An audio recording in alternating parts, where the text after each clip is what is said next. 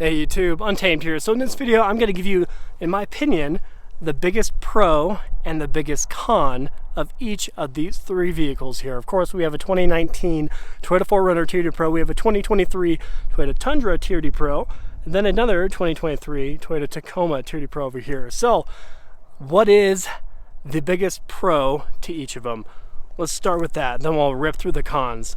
So there's plenty of pros and there's plenty of cons to each. Let me make that clear. But when I thought about it, it really boiled down to this. So the biggest pro of this particular, I toyed between a few on this one, okay? This is the only one of the group made in Japan, so it's a big pro. But the biggest pro, I think, is the power plant of this one. So it is that 4-liter V6 tied to the 5-speed automatic transmission. This is the most reliable, the most bulletproof of the group, the most proven of the group. Not to say these aren't, especially Tacoma over there, I mean, it's very reliable, but this one is the most proven platform of the group here. So that is the biggest pro of the 4Runner TRD Pro.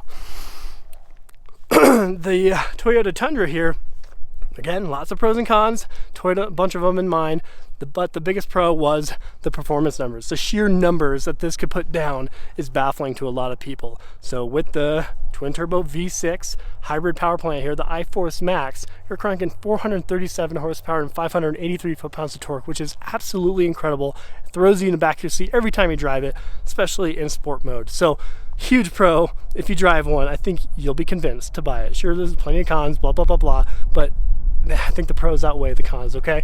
The biggest pro of the Tacoma over here, I would say, is it is the most balanced of the group. And I know maybe that's a scapegoat here, but I think it's the most balanced because you get the utility of a truck bed, right? It's still 4 doors. You can fit your family in there. It's tight, but you can fit, if you have young kiddos, you can fit in there just fine. So, and it's reliable. We have a proven track record with this generation here being out since 2016, and the first Tacoma TRD Pro being out since 2017.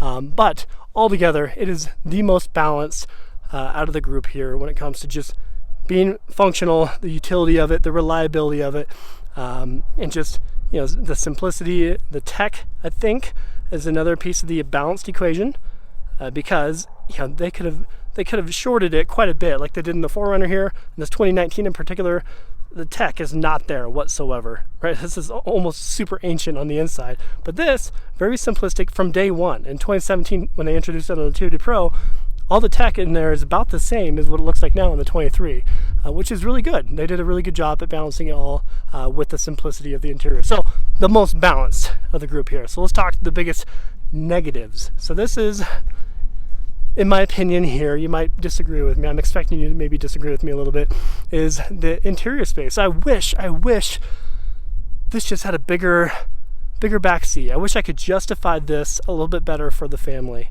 Right, that's why I toyed with selling it a couple weeks ago, because it's just hard to justify if you have kiddos, because it's tight in there, but I absolutely love it. I'm obsessed with the 4Runner. I just wish it was more conducive for the family, right? So you guys might disagree with me. Obviously the Land Cruiser was better, a little bit more space than that, but the 4Runner, given the price point, I just would have loved to have seen this with more space for a family. So that's the biggest con, in my opinion, for the 4Runner in particular. The biggest con to this, I know you guys could probably rip this apart, I understand, but my personal biggest con is the turn radius. I've really gotten used to that previous generation Tundra, which had a phenomenal turn radius. You can whip into parking spots all day long without doing a 45-point turn, like so the turn radius is the biggest detriment to this, especially given what we just came from with the previous generation of it. Biggest con. The biggest con of this one, it's coming, is the power plant. You've heard me meow about it plenty. I wish it was better, and I think they are going to make the power plant power delivery better, more linear in that next generation, the 4-cylinder turbocharged variant. I'm expecting that to be a lot better, but there's ways to fix it. You can tune it, you can adjust them. There's ways to get around the power delivery in this. With a 3.5-liter V6 6-speed automatic transmission, just constantly gear hunting. That is my biggest pitfall of this generation Tacoma here. So let me know what your thoughts are. Let me know if I'm coming too left field with those. But I figured it might be a fun video just to share with you, and more importantly, I'd like to see what you guys think about each of these platforms. What is the single biggest pro and single biggest con? Offer both of them for each of them. Even if you don't like them, I know a lot of you don't like the Tundra here, try to think of a pro. Give me a pro and a con for each of these here. I'd like to see your thoughts. Appreciate you watching as always. Until next time.